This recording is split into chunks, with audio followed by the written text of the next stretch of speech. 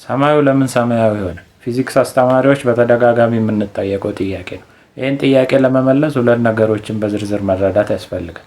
አንደኛው ስለ ከባቢ አየራችን ነው። ሁለተኛው ደግሞ ከፀሐይ ስለሚመጣው ብርሃን ነው።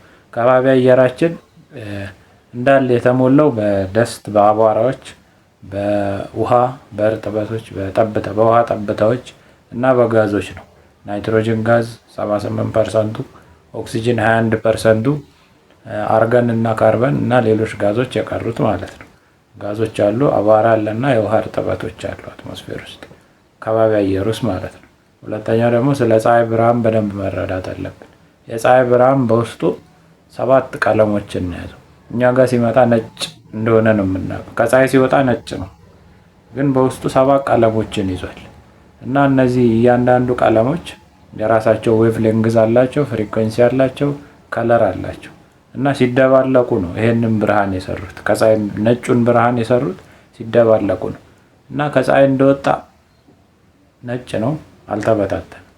ከዛ እኛ ከባቢ አየር ጋር ሲደርስ እዚህ ከባቢ አየር ውስጥ ያሉት ጋዞች አተሞቻቸው ይሄን የመጣውን ብርሃን ይበትኑታል። በፊዚክሱ ተርም ስካተር ያደርጉታል ይባላል።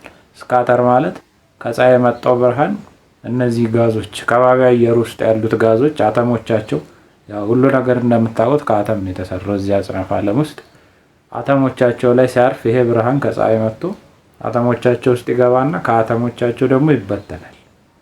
ከፀሐይ እየመጣ ይበተናል ማለት ነው። ነጭ ሆኖ ይመጣል ከፀሐይ። አተሞቻችን ከነካ በኋላ ደግሞ ወደ 7ቱ ቀለሞች ይበተናል። ስካተር ያደርጋል ማለት ነው።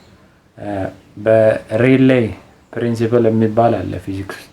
ይሄ ሲበተን ለምን 7 ቀለም አናይም ታዲያ? ለምን ሰማይ 7ቱም ቀለሞች ለምን አሉ ነው?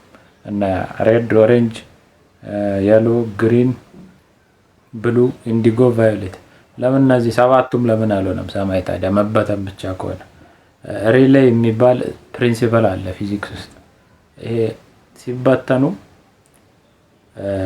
የመበተኑ መጠን ከአንዱ ዌቭ ሌንግዙ ኢንቨርስሊ ፕሮፖርሽናል ነው። 4 ታይምስ ሆነው ማለት ነው።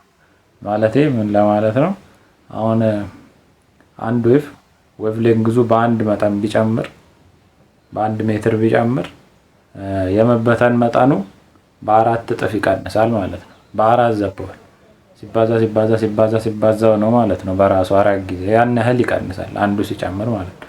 ዌቭ ሌንግዙ ሲጨምር አንድ ዌቭ በቃ ስካተር የመሆን መጠኑ ይቀንሳል ማለት ነው። ከነዚህ 7ቱም ቀለሞች የራሳቸው ዌቭ ሌንግዝ አላቸው እንደነገርኳችሁ እና ሲመጡ እያንዳንዱ የራሱ ዌቭ ሌንግዝ አለው። አተሞቹ ጋር ሲጋጩ ባላቸው ዌቭ ሌንግዝ መጠን ነው። ትልቅ ዌቭ ሌንግዝ ካለው ትንሽ ነው የሚበተነው።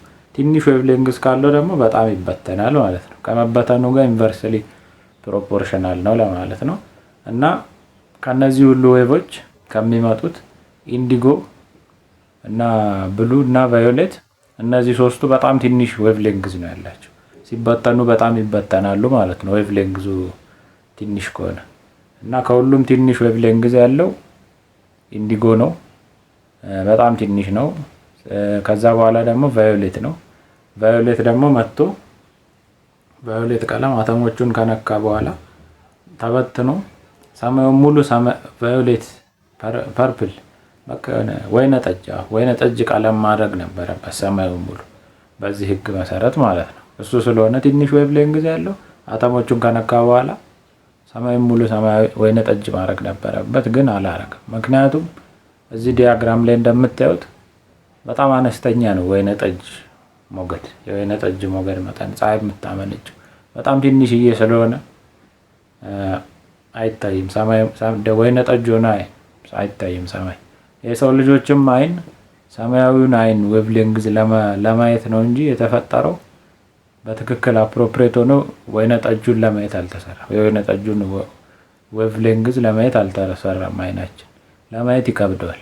በዛም ላይ ደግሞ ትንሽ ነው የምታመነጨው ፀሐይ። አብዛኛው እንትን ነው ሰማያዊ ነው እና ስለዚህ ነው ሰማያዊ ደግሞ በጣም ብዙ ነው የምታመነጨው። አይናችንም በደንብ ያየዋል። ከሱ በኋላ ካሉትም አንፃር በጣም አነስተኛ ዌቭ ሌንግዝ ነው ያለው። ስለዚህ ያንን አተም ከነካ በኋላ በደንብ ይበተናል። ለዚህ ነው ሰማያዊ ሆኖ የሚታየን። ሁለተኛው ደግሞ እነዚህ እንትኖችስ አቧራዎቹና የውሃ ፓርቲክሎቹ እነዚህ የውሃ እርጥበቶቹ አቧራውና የውሃ ጋዞች ምን እንደሚያደርጉ ነገርኳችሁ። አቧራዎቹና የውሃ እርጥበቶቹስ የፀሐይ ብርሃኑ ሲመጣ እነዚህን ካገኘ ስካተር ለማድረግ እነዚህ ትልቅ ናቸው።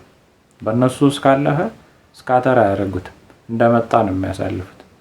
እንደመጣ ሲያልፍ ደግሞ ነጭ ነው ማለት ነው። ለዛ ነው ደመና ነጭ ሆኖ የሚታየን። ምንም ስካተር አላረገውም። እንደመጣ ከፀሐይ በደመና ውስጥ ያልፋል። ውሃ ነው እንዳለ። ደመና እንደምታውቁት እርጥበት ነው። ደመና ደግሞ ትልቅ ስለሆነ እንደ አተሞች ስካተር አያደርጉም። ከዌቭሌንግዙ አንጻር እነዚህ የውሃ እርጥበቶችና አቧራዎች ትልልቅ ስለሆኑ ምንም ስካተር አያደርጉትም። እንደገባ አሳልፈው ያመጡታል። ነጭ ነው። ለዛ ነው ደመና ነጭ ሆኖ የሚታየን፣ ቀጥታ ከፀሐይ የመጣውን ብርሃን እያሳየን ማለት ነው። እንዲህ አይነት ጥያቄዎች ካሏችሁ ኮሜንት ላይ አሳውቁኝ። ሌሎች ጥያቄዎች ካሏችሁ ደህና ሁኑ።